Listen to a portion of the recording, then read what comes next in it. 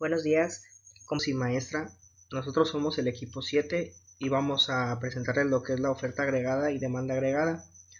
Estamos conformados por Ernesto García Hurtado, Ignacio Hernández Apolinar, Oscar Eduardo Nevares Blanco y Luis Ángel Rodríguez Ortega.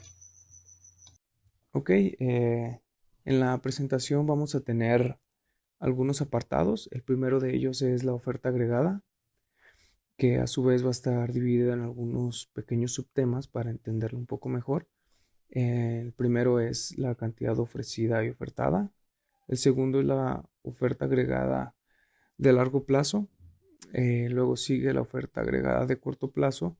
Y después vamos a estudiar cómo cada una de estas ofertas agregadas va a tener o va a ser cambiada en sus respectivas gráficas, cómo se mueve la gráfica dependiendo de algunos factores que vamos a estar checando.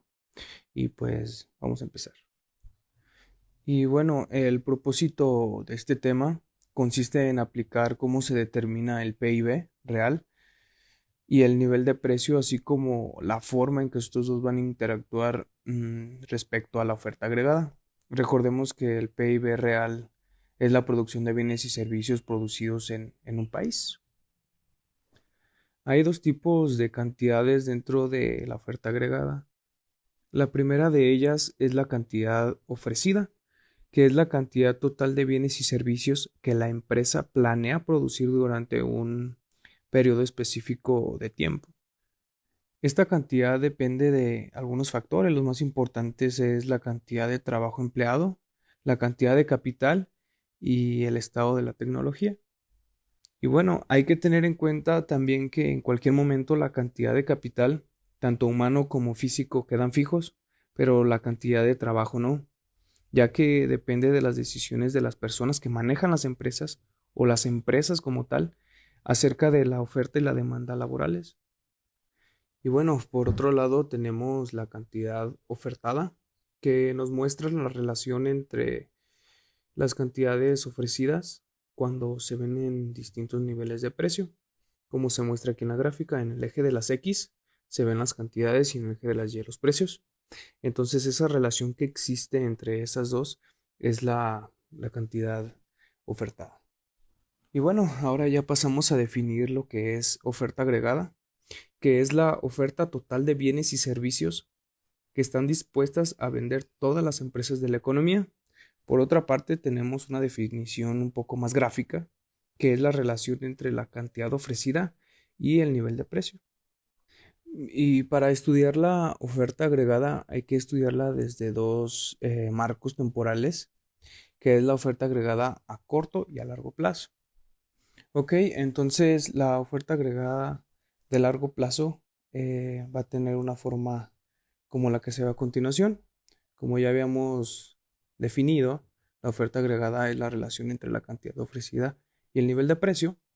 Y entonces la curva de la oferta agregada a largo plazo pues es una vertical. Esto quiere decir que en la economía hay pleno empleo de trabajo y la producción alcanza pues sus niveles potenciales. Por lo tanto, no hay desempleo, ya que las empresas utilizan todos sus recursos disponibles y no pueden producir más. Y entonces los factores que van a intervenir para que la única forma de producir más y la curva se desplace hacia la derecha, pues los vamos a estar retomando más adelante. Para ello, primero vamos a ver qué es lo que pasa con la oferta agregada a corto plazo. Una de las teorías sobre este tipo de curvas explica que los salarios nominales de los trabajadores demoran en ajustarse de acuerdo a la economía, tanto de la empresa como del país. Y entonces el salario real se denomina como W sobre P, donde W es el salario nominal y P son los precios de bienes y servicios. Esto quiere decir que si W se mantiene constante y P aumenta, el salario real disminuye. Entonces, esta disminución en el salario real hace que las empresas contraten más trabajadores y aumenten la cantidad de bienes y servicios, por lo que las empresas aprovechan el aumento de precios para aumentar su rentabilidad y aumentar la cantidad de bienes y servicios. Y bueno, ya dicho lo anterior, ahora sí podemos ver cómo se va a desplazar la gráfica o qué factores van a hacer que se desplace la gráfica y podamos ver que se puede producir más en estas dos ofertas agregadas. Entonces, uno de esos factores va a ser el de cambios en el mercado de trabajo, y esto se debe a la migración de algunas personas de países que migran hacia otros lugares y por ende pues quieren conseguir trabajo, y las empresas contratan a más trabajadores y bueno, pues suben sus niveles de producción. El siguiente factor tiene que ver con el cambio en el capital, por ejemplo, una depreciación de la moneda o los cambios en los impuestos, cambios en la tasa de intereses o toda circunstancia que incremente el capital nos va a hacer que la gráfica de las ofertas agregadas se desplacen hacia la derecha.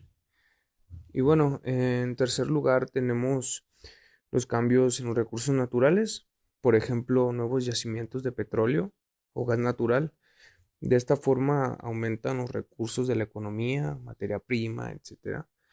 De esta manera se puede aumentar la oferta de bienes y servicios, por lo cual va a hacer que la gráfica de la oferta agregada se mueva hacia la derecha.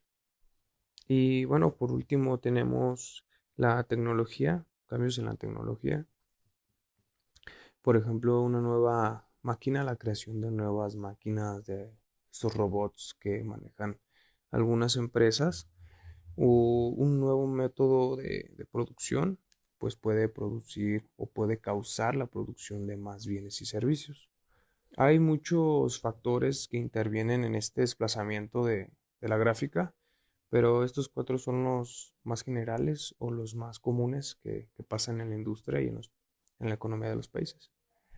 Y bueno, para concluir ya lo que es oferta agregada a corto y a largo plazo, pues vamos a ver unos ejemplos. Ok, el ejemplo de oferta agregada a largo plazo lo vamos a hacer en una planta embotelladora de Pepsi. Lo vamos a abordar como una pregunta que dice cómo cambia la cantidad ofrecida de Pepsi si el precio de su producto se modifica y la tasa salarial de los trabajadores, los precios de todos los demás recursos utilizados varían en el mismo porcentaje. La respuesta es que la cantidad ofrecida no cambia, ya que la planta produce la cantidad máxima de utilidades. Como ya habíamos visto, la empresa llega a una producción potencial, por eso es que la gráfica se ve en vertical. Entonces, esa cantidad de cambio depende del precio de Pepsi en relación con el costo de producción, no con el costo en sí de la botella, sino tiene que ver con el costo de producción. Entonces, si no hay un cambio en el precio en relación con el costo de producir esa botella, pues la producción no va a cambiar.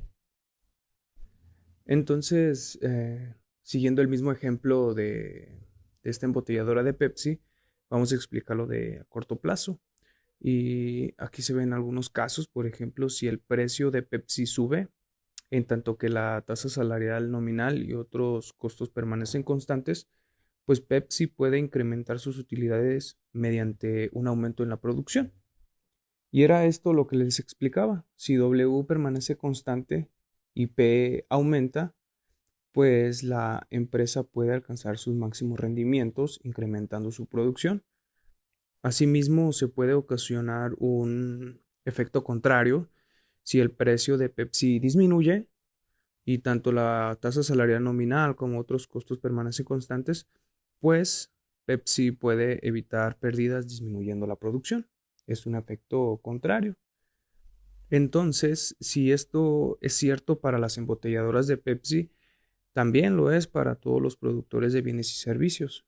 No solamente lo podemos abordar en un solo ejemplo, sino generalizándolo y llevándolo a todos aquellos que producen productos y servicios, y etcétera, ¿no?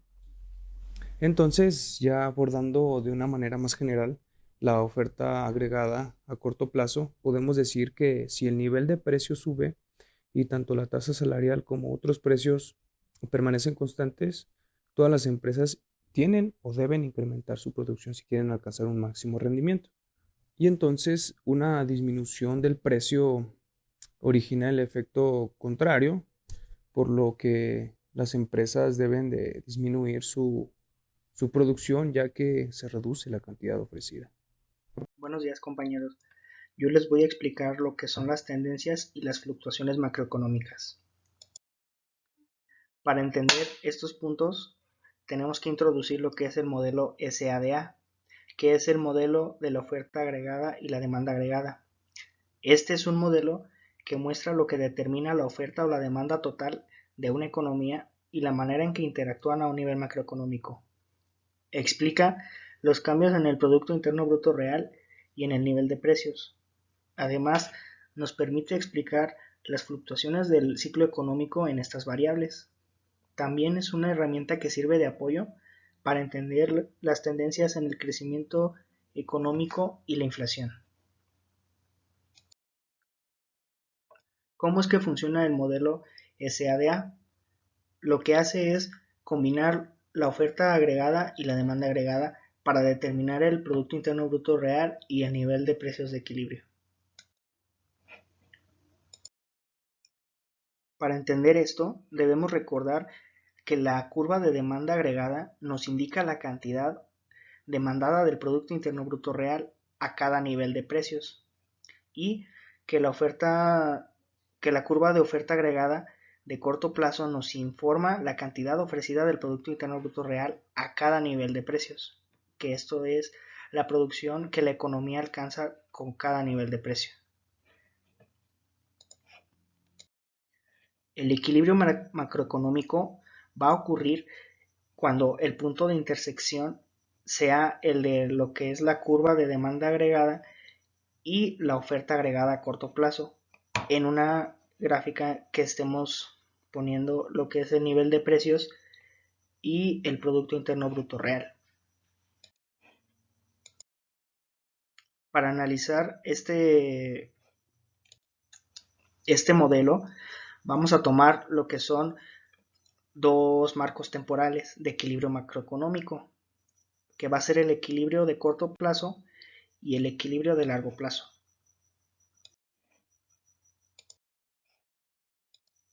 El primero que veremos es el equilibrio macroeconómico de corto plazo. Este sucede cuando la cantidad demandada del Producto Interno Bruto Real es igual a la cantidad ofrecida del Producto Interno Bruto Real. Si nos fijamos aquí en esta gráfica, nosotros tenemos lo que es la demanda agregada aquí y lo que es la oferta agregada a corto plazo. El punto que nos va a interesar es este de aquí, el de equilibrio, en el que vamos a tener lo que veíamos aquí en la definición, que la cantidad demandada es igual a la cantidad ofrecida. ¿Y por qué este es un punto de equilibrio?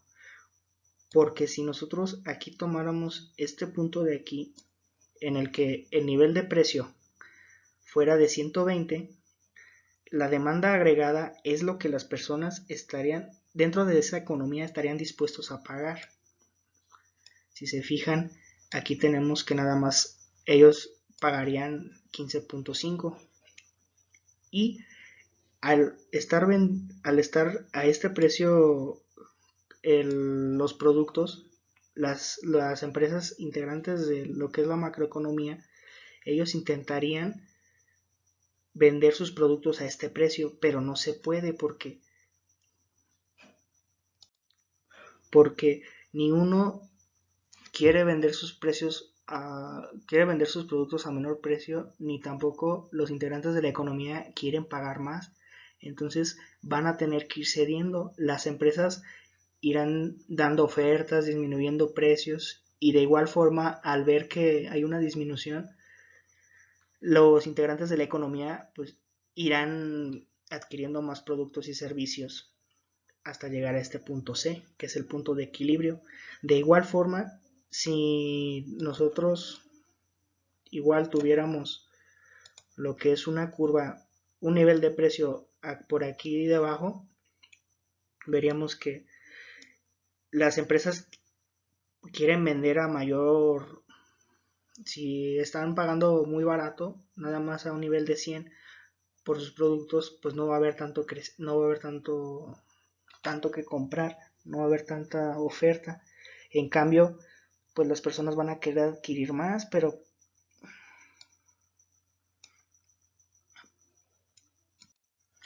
pues no va a haber la cantidad demandada, no va a estar ofertada. Entonces estos dos de igual forma van a ir subiendo hasta llegar otra vez nuevamente a este punto de equilibrio. Esto es lo que sucede en el corto plazo. Ahora, el equilibrio macroeconómico de largo plazo. Esto ocurre cuando la curva de demanda agregada se interseca con la oferta agregada de largo plazo. Si recuerdan, la oferta agregada de largo plazo era una línea recta en la que, independientemente del precio que teníamos, el Producto Interno Bruto pues se mantenía igual. En el largo plazo, la demanda agregada determina el nivel de precios y no influye en el Producto Interno Bruto real. Además, vemos que la tasa salarial nominal se ajusta en el largo plazo, de manera que la curva de oferta agregada a corto plazo interseca con la curva de la oferta agregada a largo plazo en el nivel de precios de equilibrio de largo plazo, que es este de aquí. Entonces, estas curvas que tenemos aquí es lo que veíamos en la diapositiva anterior, en el que estábamos buscando un nivel de precios en el que estaba por debajo o por encima, y entonces pues se va buscando lo que es el equilibrio hasta llegar a este punto de aquí. Y entonces hay que recordar también por qué ocurre esto. Bueno, es que en el largo plazo podemos tomar, por ejemplo, una refresquera que está haciendo cierta cantidad de refrescos, y entonces incrementa el precio de su producto. Va a haber un incremento y quizás en el corto plazo pues baje o suba la demanda, ¿no? Dependiendo. Pero en el largo plazo, este incremento lo que se va a reflejar es que sus empleados va a tener la empresa que invertir en más tecnología para mantener esa producción, esa productividad, y aparte para mantener a sus empleados, porque los contratos terminarán y tendrá que firmar nuevos contratos con ellos y quizás probablemente le pidan un aumento. Entonces todo lo que está obteniendo de ganancias la empresa, como veíamos en las primeras presentaciones del ciclo, este, pues lo que va ingresando también o sea, el gasto es igual a lo que va ingresando a las familias, y por eso es que por eso es que esta curva a largo plazo se mantiene aquí recta, y entonces este es el punto de equilibrio que nos va a interesar en el largo plazo.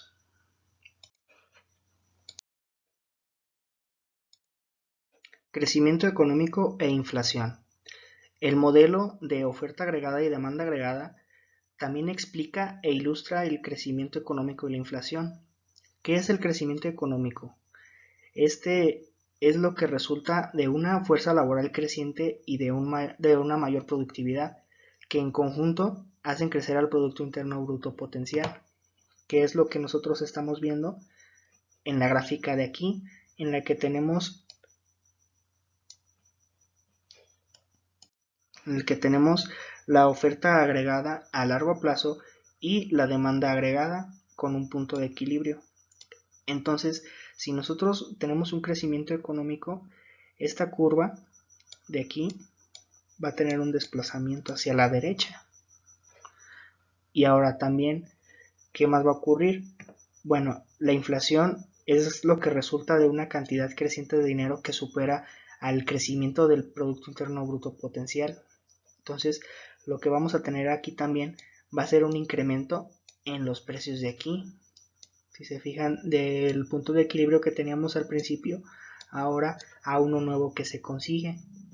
La inflación resulta del crecimiento persistente en la cantidad de dinero, que hace que la curva de demanda agregada se desplace hacia la derecha a un ritmo más rápido que la tasa de crecimiento del Producto Interno Bruto real. Y así es como nosotros vemos en esta gráfica de nivel de precios y Producto Interno Bruto real, tomando en cuenta la demanda agregada y la oferta agregada a largo plazo, cómo podemos observar lo que es la inflación y el crecimiento económico de manera gráfica. Y al final también llegamos a un nuevo punto de equilibrio. Ahora, nosotros mezclando todo esto que vimos anteriormente, podemos ver ahora lo que es un ciclo económico en lo que es el modelo de oferta agregada y demanda agregada. ¿Qué es? El ciclo económico ocurre porque la demanda agregada y la oferta agregada de corto plazo fluctúan, pero la tasa salarial no se ajusta con la rapidez suficiente para mantener el Producto Interno Bruto real a un nivel del Producto Interno Bruto potencial. Si se fijan, ahora aquí la gráfica cambió, ya no estamos poniendo lo que es el nivel de precios y el Producto Interno Bruto, sino que ahora estamos poniendo el tiempo en esta parte de aquí y estamos poniendo lo que es un porcentaje del Producto Interno Bruto potencial, en cuanto al potencial. Entonces vemos cómo va aumentando, va bajando lo que es el Producto Interno Bruto real, va alrededor de lo que sería nuestro Producto Interno Bruto potencial. En las siguientes diapositivas vamos a analizar qué son cada uno de estos puntos y cada uno de estos movimientos. Entonces primero hay que ver qué es el equilibrio por encima del pleno empleo. Es un equilibrio donde el Producto Interno Bruto real excede al Producto Interno Bruto potencial. Esta diferencia se conoce como brecha de producción. Cuando el Producto Interno Bruto real excede al potencial, la brecha de producción se denomina brecha inflacionaria, que es lo que tenemos aquí en la gráfica que se muestra en la parte derecha, en el que ahora estamos graficando nuevamente el nivel de precios y el Producto Interno real. Si se fijan, aquí está nuestra oferta agregada a largo plazo y tenemos nuestro punto de equilibrio a la derecha, en el que interseca lo que es la demanda agregada y la oferta agregada a corto plazo. Y entonces lo que tenemos aquí, este espacio que está entre el punto que tenemos de equilibrio y lo que sería la oferta agregada a largo plazo, esto se le llama brecha inflacionaria. El equilibrio de pleno empleo es en el que vamos a encontrar que la oferta agregada a largo plazo, la oferta agregada a corto plazo y la demanda agregada van a intersecar en un mismo punto de equilibrio.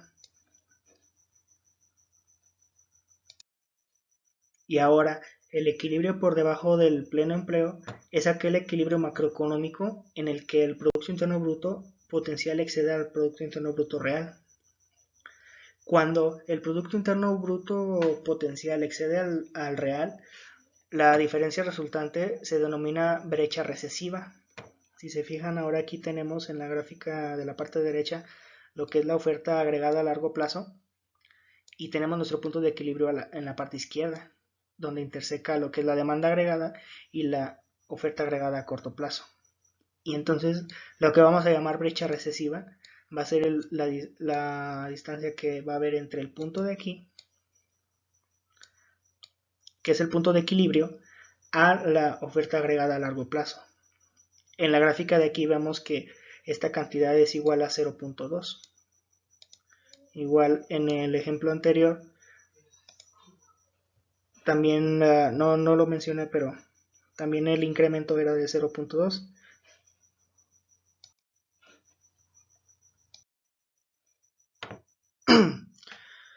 Las fluctuaciones en el Producto Interno Bruto real.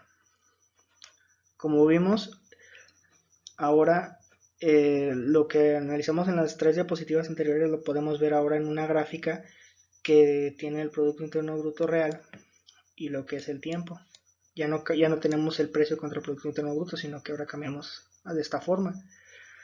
La economía se desplaza de un tipo de equilibrio macroeconómico a otro, como resultado de las fluctuaciones de la demanda agregada y de la oferta agregada a corto plazo. Porque si nos fijamos en las diapositivas anteriores, lo que teníamos eran puntos de equilibrio. Entonces esos puntos de equilibrio son los que vamos teniendo aquí. Son estos distintos puntos. podemos tener distintos puntos de equilibrio que no van a estar en lo que es el Producto Interno Bruto potencial, sino que van a estar por encima o por debajo. Y si se fijan, lo que nosotros veamos como brecha inflacionaria también se puede observar aquí. Aquí tenemos una brecha inflacionaria que es la distancia que hay entre el Producto Interno Bruto potencial y el Producto Interno Bruto real en ese punto.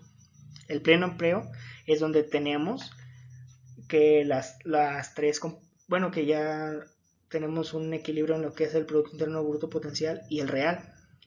Y la brecha recesiva es cuando estamos por debajo del Producto Interno Bruto potencial. Y es la distancia que hay de aquí al punto.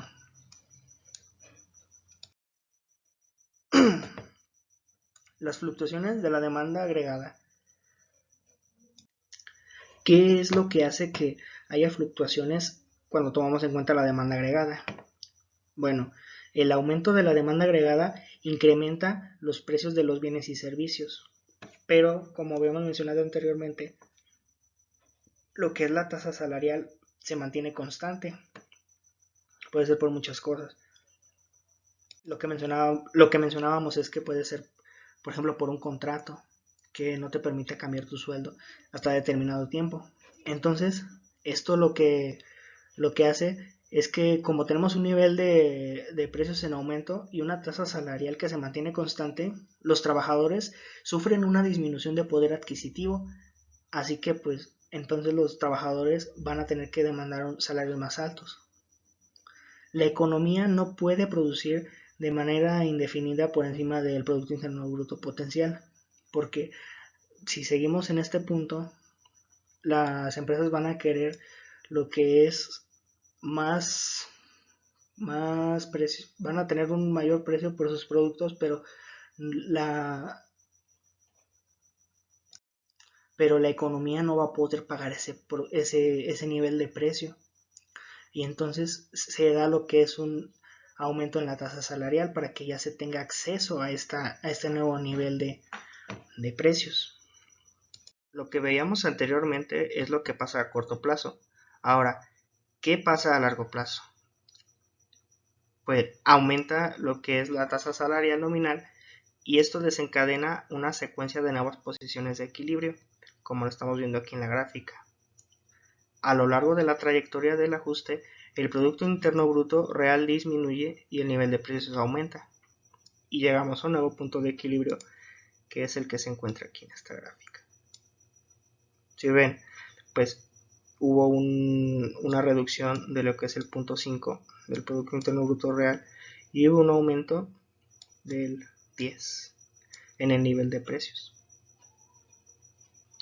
Una disminución de la demanda agregada también tiene efectos similares, pero opuestos a los de un aumento en la demanda agregada. Aquí lo que pasa es que el Producto Interno Bruto real disminuye por debajo del Producto Interno Bruto potencial y surge lo que se llama la brecha recesiva. Las empresas recortan sus precios, aumentan el poder adquisitivo de los salarios e incrementan los costos de las empresas en relación con sus precios de producción. A la larga, la tasa salarial nominal disminuye y la oferta agregada a corto plazo aumenta. ¿Cuáles son las fluctuaciones que hay en la oferta agregada? Para entender esta parte, imaginemos que hay un alza importante en el nivel de precios. Esto disminuirá lo que es el Producto Interno Bruto real y la economía va a experimentar lo que es una recesión. Como estamos viendo aquí en la gráfica, tenemos un precio de equilibrio en el que está intersectando la demanda agregada y la oferta agregada a corto plazo, al igual que la oferta agregada a largo plazo. Pero entonces, si hay un incremento de precios y llegamos ahora aquí, lo que va a suceder es que el Producto Interno Bruto real va a disminuir, como es el caso de aquí, que disminuyó en 0.5 y el nivel de precios va a aumentar en 10. Entonces aquí lo que pasa es que experimenta la economía una recesión y aparte experimenta una inflación. A la combinación de una recesión y una inflación se denomina como estanflación. Todo lo que hemos visto en esta parte de la presentación, ahora lo vemos aquí reflejado en lo que es esta gráfica que representa lo que es el Producto Interno Bruto de México del año 1994 hasta el 2020. Como vemos, pues como vemos, ocurre lo que estábamos viendo en lo que era la teoría que estamos viendo, en el que el Producto Interno Bruto aumenta, disminuye, aumenta, pero si se fijan esto es como un ciclo, sino va aumentando, disminuyendo, no en la misma cantidad, esto de aquí pues no dura lo mismo que esto de aquí o esto de aquí, sino que va cambiando, pero pues siempre se va cumpliendo lo mismo. Ahora pasamos con mi compañero a la siguiente parte de la exposición. Gracias. Escuelas de pensamiento macroeconómico. Dividiremos a los macroeconomistas en tres grandes escuelas de pensamiento y examinaremos los puntos de vista de cada grupo. Estas perspectivas se identifican como clásica, keynesiana y monetarista. Clásica. El macroeconomista clásico considera que la economía se regula a sí misma y siempre se encuentra en pleno empleo. La perspectiva clásica se entiende en términos de las ideas sobre la demanda y la oferta agregada. Fluctuaciones de la demanda agregada. En esta perspectiva clásica, el cambio tecnológico es el principal factor que influye tanto en la demanda agregada como en la oferta agregada. Un cambio tecnológico que aumenta la productividad del capital ocasiona un aumento en la demanda agregada porque las empresas incrementan sus gastos en plantas y equipos nuevos. Por otro lado, un cambio tecnológico que alarga la vida útil del capital existente reduce las demandas de nuevo capital, lo cual disminuye la demanda agregada. Respuesta de la oferta agregada. Desde la perspectiva clásica, la tasa salarial nominal es flexible de manera inmediata y plena. Se ajusta con tanta rapidez para mantener el equilibrio en el mercado del trabajo. El Producto Interno Bruto potencial en sí varía por la misma razón de la demanda agregada, el cambio tecnológico. Cuando el ritmo del cambio tecnológico es rápido, el Producto Interno Bruto potencial aumenta rápidamente, y lo mismo ocurre con el Producto Interno Bruto real. Y cuando el ritmo del cambio tecnológico disminuye, ocurre lo mismo con la tasa de crecimiento del Producto Interno Bruto potencial. Política clásica. Como dijimos en un inicio, desde esta perspectiva, la economía se regula a sí mismo, por lo cual se destaca el potencial que tienen los impuestos para reducir los incentivos y crear ineficiencia. Cuando se minimizan los efectos disuasivos de los impuestos, esta economía alcanza niveles eficientes y se expande a un ritmo adecuado y acelerado. Escuela macroeconómica keynesiana. A diferencia de la perspectiva anterior clásica, en la cual la economía se regulaba a sí misma y se encontraba en pleno empleo, esta raras veces logra mantener dicho pleno empleo. Se requiere la ayuda activa de la política fiscal y monetaria. La perspectiva keynesiana se basa en las ideas sobre las fuerzas que determinan la demanda y la oferta agregadas de corto plazo. Fluctuaciones de la demanda agregada. Para los keynesianos, las expectativas son el factor más importante que influye sobre la demanda agregada. Una ola de pesimismo sobre las perspectivas de lograr utilidades en el futuro es capaz de conducir a una disminución de la demanda agregada y a que la economía caiga en una recesión. Respuesta de la oferta agregada. Para los keynesianos, la tasa salarial nominal es rígida en dirección descendente, es decir, que ésta no baja, de modo que si surge una brecha recesiva, no existe ningún mecanismo automático para eliminarla, por lo cual la economía se estanca en la recesión. Este punto contrasta con la perspectiva clásica, en la cual la economía se autorregulaba y la tasa salarial nominal era flexible y se ajustaba, subía o bajaba para mantener el equilibrio en el mercado del trabajo. Con un nivel de precios rígido, la curva de oferta agregada de corto plazo se mantiene horizontal en un nivel de precios fijo. Respuesta política necesaria. La perspectiva keynesiana requiere que las políticas fiscal y monetaria compensen activamente los cambios de la demanda agregada que causan la recesión. En una recesión es posible restaurar el pleno empleo si se estimula la demanda agregada aumentando el gasto. Escuela macroeconómica monetarista. Desde esta perspectiva, como con la clásica, la economía se regula a sí misma y normalmente estará en pleno empleo, con la condición de que la política monetaria no sea errática y el ritmo de crecimiento del dinero se mantenga constante. La perspectiva monetarista puede interpretarse en términos de las ideas sobre las fuerzas que determinan la demanda y la oferta agregadas a corto plazo. Fluctuaciones de la demanda agregada. Según los monetaristas, la cantidad de dinero es el factor más importante que influye sobre la demanda agregada. Por ejemplo, en Estados Unidos, la cantidad de dinero la determina la Reserva Federal.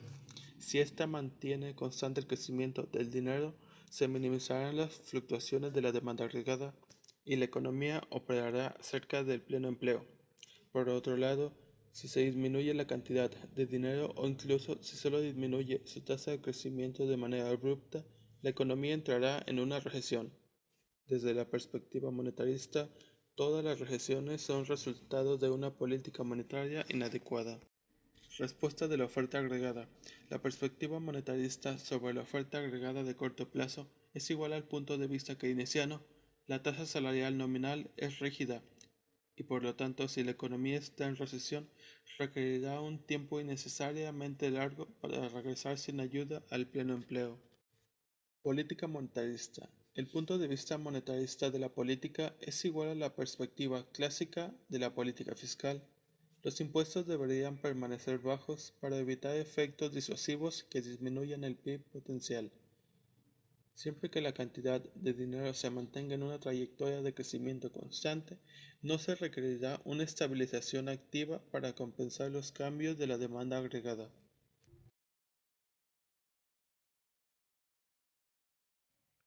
Ahora pasaremos a analizar un problema relacionado a las escuelas de pensamiento macroeconómicas. A continuación se expresan tres puntos de vista acerca de lo que se debe hacer para impulsar el crecimiento de la economía estadounidense y contribuir a cerrar la brecha recesiva. Considerando cada una de las políticas enunciadas, señale qué escuela de pensamiento macroeconómico recomendaría seguirla. 1.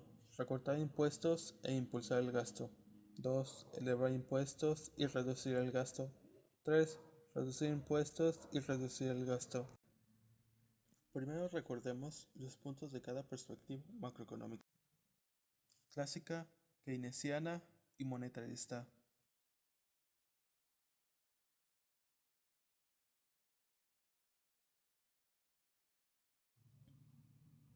Empecemos por recortar impuestos e impulsar el gasto. Desde la perspectiva clásica no se requiere recortar el gasto público, ya que éste se regula y equilibra por sí mismo.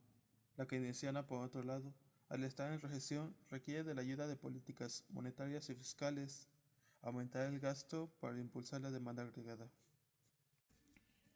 El siguiente, elevar los impuestos y reducir el gasto público. Al estar en recesión, sabemos que tanto la keynesiana como la monetarista necesitan apoyo o ciertas condiciones.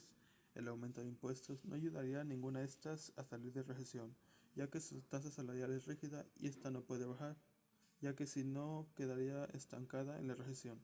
Por otro lado, en la perspectiva clásica, la tasa salarial es flexible y esta se ajusta para buscar un equilibrio, es decir, al aumentar los impuestos aumenta el precio, por lo cual baja la demanda y por ende bajan los precios, así aumentando el poder adquisitivo y la demanda agregada nuevamente. La última, reducir impuestos y el gasto. Tanto en la clásica como en la monetarista, el que los impuestos sean reducidos ayuda a llegar a una situación económica más eficiente, pero la monetarista depende más de esto, ya que si las políticas fiscales y monetarias fueran erróneas o mal dirigidas, como en este caso los impuestos, la recesión continuaría, además de que el monetarismo está en contra de la inflación, lo cual terminaría ocurriendo al aumentar el gasto público para impulsar la demanda agregada.